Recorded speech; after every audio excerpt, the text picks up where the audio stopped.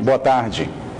A procura por produtos para a ceia de Natal já está grande e deve aumentar ainda mais na semana que vem. Mas o consumidor precisa ficar atento às embalagens de frios e de outros produtos típicos dessa época do ano, alerta o Instituto de Pesos e Medidas do Amazonas.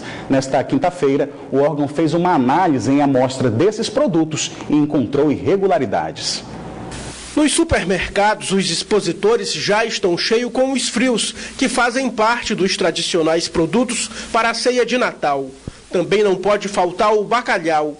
Ainda tem aqueles ingredientes para completar as receitas, como nozes e frutas desidratadas, que podem ser encontrados nos empórios. A procura pelos produtos para preparar os pratos ainda é pequena, mas esta dona de casa aproveita para levar logo outros produtos, como os espumantes. Eu começo a comprar desde o início de dezembro. Vou olhando, vou pesquisando, aí vou comprando.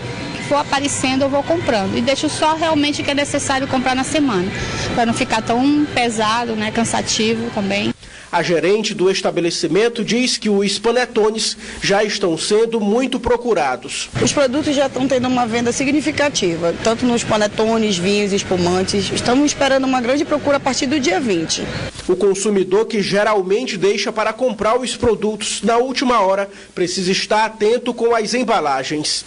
Nessa análise em amostras de produtos típicos de fim de ano, realizada pelo Instituto de Pesos e Medidas do Amazonas, os frios apresentaram irregularidades, como diferença de peso, falta de indicação ou mesmo dupla indicação de peso. Produtos que foram embalados na ausência do consumidor. O objetivo é verificar se aquela informação declarada na embalagem corresponde ao peso real. Nós já encontramos o produto Peru e o produto Chester apresentando uma irregularidade 3 vezes maior do que a tolerância estabelecida pelo Inmetro. As multas pelas irregularidades que forem comprovadas variam de R$ 1.800 a R$ 1 milhão. Mais de meia tonelada de maconha do tipo skunk foram apreendidas pela Polícia Civil na noite desta quarta-feira no porto da Manaus Moderna. Esta é a maior apreensão de drogas já realizada pela equipe do Departamento de Investigação sobre Narcóticos, que foi criada há 2 anos. 4 homens foram presos. A droga foi encontrada no fundo falso de uma embarcação pesqueira no momento em que ela chegava ao porto da Manaus Moderna, no centro de Manaus. De acordo com o delegado do Departamento de Investigação sobre Narcóticos, os entorpecentes são de origem colombiana e a droga teria sido embarcada no município de Codajás, no interior do estado. Recebemos uma denúncia de que aproximadamente há 30 dias atrás havia um grupo que estava se preparando para embarcar uma droga e trazer para Manaus. Essa droga ela foi embarcada no município de Codajás. As equipes do DENARC com a Secretaria de Inteligência, SEAI, fizeram acompanhamento de toda a trajetória dessa carga e ontem na Manaus Moderna, por volta das 11 horas da noite, eles tentaram atracar no porto, dentro da cidade mesmo. E aí no momento que foi feita a abordagem e nós, ao fazer uma busca na embarcação, identificamos que tinha muito gelo, bastante gelo com peixe. Então foi removido todo esse gelo e no fundo da embarcação foi quebrada a parte do assoalho de madeira e estava toda a droga escondida lá, camuflada. Após a pesagem da droga, foram contabilizados 600 quilos entre maconha e cocaína. 4 homens que estavam na embarcação foram presos. Manuel da Silva de Lima, de 57 anos, Ricardo Tavares dos Santos, de 26 anos, que já tem passagem pela polícia, Adrielson de Matos Oliveira, de 27 anos, e Agenor Correia Miranda Filho, de 21 anos. Esta é a maior apreensão de drogas já realizada pelo DENARC do Amazonas. O DENARC tem aproximadamente 2 anos e meio para 3 anos, e essa foi a maior apreensão. Hoje nós estamos fechando o ano de 2016 com aproximadamente 1,8 toneladas de droga apreendida. Só essa droga hoje, essa apreensão, ela representa 1/3 de todas as apreensões do ano. O Conselho de Desenvolvimento do Amazonas, o CODAM, realizou hoje, na manhã de hoje, a última reunião do ano. 28 projetos industriais foram aprovados e no acumulado do ano, o CODAM contabiliza a aprovação de R$ 8 bilhões em investimentos. Na última reunião do ano do Conselho de Desenvolvimento do Amazonas, foi anunciada a aprovação de 28 projetos industriais. O total de investimentos previstos é de mais de R$1 bilhão, com geração de cerca de 800 empregos no período de até 3 anos. No acumulado do ano, o CODAN contabiliza a aprovação de R$8 bilhões em investimentos, com previsão de geração de quase 9 mil postos de trabalho nos primeiros 3 anos de implantação dos projetos chancelados. Então, no ano de crise, isso é positivo. Os efeitos não são imediatos, mas obviamente é um crescimento constante e que mostra a confiança do investidor no modelo Zona Franca de Manaus. Então, isso que é importante. A produção de resíduo de papel reciclável, madeira beneficiada, terminais portuários e biodiesel está entre os projetos aprovados hoje. Então, a pauta, de novo, variada, que gera bastante nível de empregos. A Secretaria Municipal de Saúde divulgou hoje a edição número 66 do informe epidemiológico com informações sobre o Zika vírus. Desde dezembro do ano passado, são 4.349 casos confirmados da doença, 1.249 em mulheres grávidas e 5 casos de microcefalia com relação ao vírus. O informe epidemiológico do Zika é divulgado a cada 15 dias. Nesta quinta-feira, a desembargadora Eleonora Saunier Gonçalves assumiu a presidência do Tribunal Regional do Trabalho da 11ª Região, que compreende o estado do Amazonas. Ela substitui a também desembargadora Maria das Graças Alecrim. Foram 2 anos à frente do Tribunal Regional do Trabalho da 11ª Região. Um período de muitos desafios, disse a desembargadora Maria das Graças Alecrim Marinho, agora ex-presidente do TRT. Entre eles, reduzir a fila de processos que aguardam por julgamento. Com muito esforço, grandes passos foram dados neste sentido, diz ela. O tribunal chegou a ganhar prêmios pela redução na pauta. Nós fomos agraciados com 2 prêmios do CNJ, em 2015, com o selo Ouro, em eficiência, em 2016 também. Durante a abertura da solenidade, 1 minuto de silêncio foi feito no tribunal em respeito à morte do jornalista Felipe Dal, diretor-presidente do Grupo Rede Amazônica.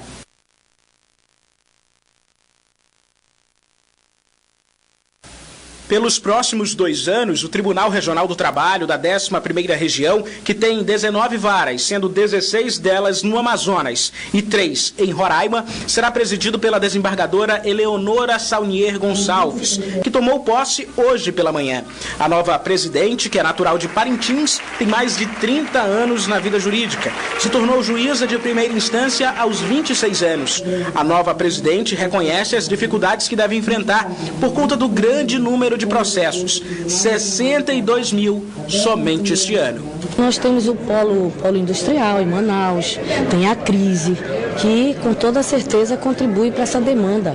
E a demanda, nós sabemos, a cada ano que passa vai aumentando progressivamente, e os nossos magistrados não perdem essa força, porque também nós não acrescemos número de magistrados anualmente. A ministra Maria Helena Malman, do Tribunal Superior do Trabalho em Brasília, participou da solenidade e, durante a conversa com jornalistas, deixou evidente a insatisfação com o orçamento da Justiça do Trabalho, que, segundo ela, deve ficar ainda mais reduzido em razão da PEC do teto dos gastos públicos. As notícias que temos é que o investimento será muito pequeno, ou quase nada. São 20 anos de muito rigor, né? Então, e vamos ver como é que a gente faz para sobreviver. Durante a solenidade, também foram empossados como vice-presidente do Tribunal Regional o desembargador Jorge Álvaro Marques Guedes e Aldalifal Idelbrando como corregedor da Corte. A resolução feita pela Agência Nacional de Aviação Civil, que permite às companhias aéreas cobrarem pelo despacho de bagagens, tem gerado muitas discussões pelo país e aqui em Manaus não é diferente. Nesta quarta-feira, o Senado Federal aprovou um projeto que proíbe a cobrança. Agora, a revogação precisa ser analisada na Câmara dos Deputados. Olha só a quantidade de bagagens que o seu Edemar leva aí pelo Brasil afora a cada viagem que ele faz a trabalho. Agora imagina se ele tivesse que pagar por tudo isso, sem levar em consideração aqueles 23 quilos que hoje cada passageiro tem direito de despachar no avião, sem que a companhia aérea cobre nada a mais por isso.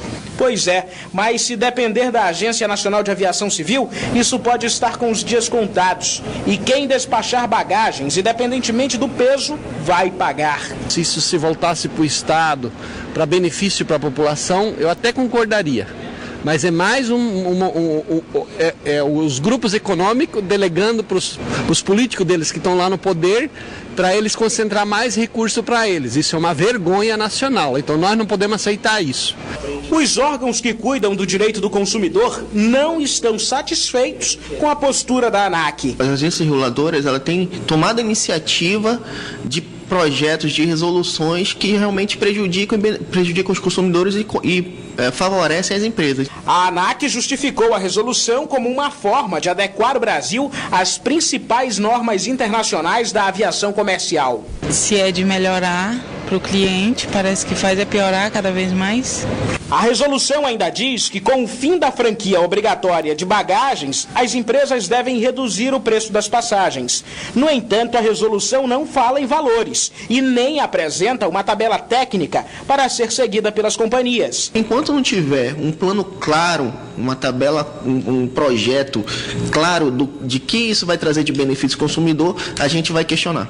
Ainda existe luz no fim do túnel. O plenário do Senado aprovou no finalzinho da noite desta quarta-feira um projeto que suspende a resolução da Agência Nacional de Aviação Civil que permitia às empresas aéreas cobrarem pela bagagem. Ou seja, não daria mais aquela margem de 23 quilos por passageiro. Isso começaria a valer a partir do dia 14 de março do ano que vem. Mas ainda não está tudo decidido. O projeto ainda precisa ser analisado pelos deputados federais. Para criar força e fazer frente à resolução da ANAC, a OAB vai fazer um manifesto em Brasília. Nós vamos fazer esse manifesto, o Senado já sinalizou também contrário à questão da precificação da bagagem, vai devolver para a Câmara dos Deputados, e a OAB, com esse manifesto, se não perceber nenhum recuo, ela não abre mão de ajuizar qualquer tipo de demanda.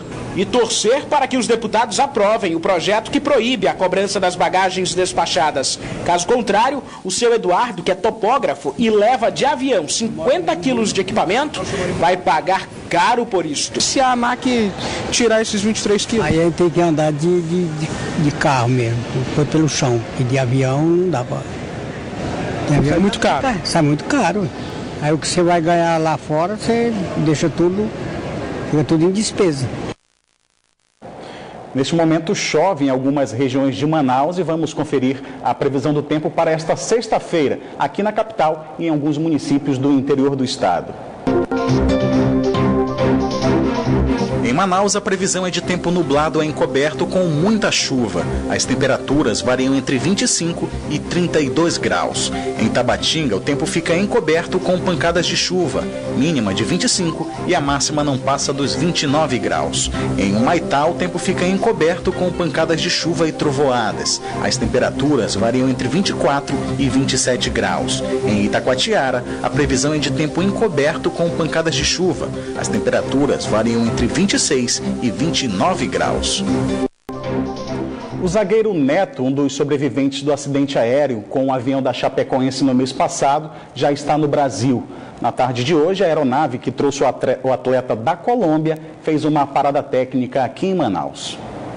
A aeronave trazendo o jogador aterrissou no Aeroporto Internacional Eduardo Gomes, em Manaus, por volta das 2h20 da tarde. A chegada do avião foi comemorada com jatos de água. Alguns familiares do zagueiro Neto estavam no avião. O jogador também veio acompanhado por uma equipe médica. Ele está consciente, está orientado, está sendo um voo descontraído, enfim, a gente está promovendo o melhor voo possível para ele e durante o voo também está sendo medicado, hidratado, enfim, tomando todas as condições para que ele chegue muito bem lá em Chapecó. O voo de Medellín, na Colômbia, até a capital do Amazonas durou cerca de 2 horas e 40 minutos. Segundo a equipe médica, o jogador Neto reagiu bem nesse trajeto, mas chegou a lembrar dos momentos trágicos do acidente ao entrar no avião. O médico disse que agora ele está tranquilo e continua tomando medicamentos. A prioridade agora, segundo a equipe médica, é tratar a infecção pulmonar com antibióticos. Está em vigência o tratamento de uma pneumonia, que é uma infecção no pulmão. Ele está usando antibiótico, durante o voo usou antibiótico, vai usar antes de nós chegarmos a Chapecó de novo. O zagueiro Neto foi o último ferido a ser resgatado após a queda do avião da Laminha no último dia 28 de novembro. O jogador foi encontrado debilitado já quando as buscas haviam sido suspensas. O goleiro Jackson Foman, o lateral Alan Ruschel e o jornalista Rafael Renzel, que também sobreviveram ao acidente aéreo, já haviam sido transferidos para o Brasil esta semana. O avião ambulância que trouxe o zagueiro Neto fez uma escala técnica para abastecimento e segue para Chapecó, onde deve chegar por volta das 7 horas da noite. O corpo do fundador da Rede Amazônica, Felipe Dal, está sendo velado neste momento no Salão Nobre do Estúdio 5, na zona sul de Manaus. O velório foi reservado à família no primeiro momento e depois foi aberto com o hino nacional para as outras pessoas que quiseram visitar, prestar suas últimas homenagens a esse pioneiro da comunicação. Pelo menos 6.000 pessoas já passaram pelo local. Felipe Dal morreu um dia antes de completar 88 anos de idade. O velório do empresário está marcado para as 3 horas da tarde desta sexta-feira. A CBF sorteou hoje o chaveamento das 3 primeiras fases da Copa do Brasil do ano que vem. E o Amazonas tem 2 representantes na competição. O Princesa dos Solimões vai enfrentar o Internacional de Porto Alegre e o Fast Clube enfrenta o Vila Nova de Goiás. A grande novidade da competição para o ano que vem é que os confrontos das 2 primeiras fases serão em jogo único. A competição em 2017 vai do dia 8 de fevereiro ao dia 12 de outubro. E nesta quarta-feira teve mais uma rodada da Copa Caixa Internacional de Futebol Feminino. A Rússia venceu as costarriquenhas e o Brasil venceu as italianas. Com esse resultado, o Brasil só precisa de um empate no domingo para garantir o 7º título da competição.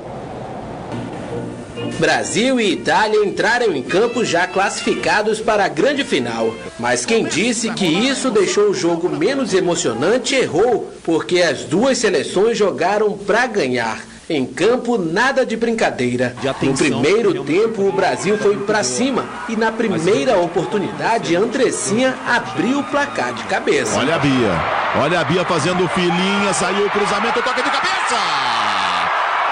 Gol!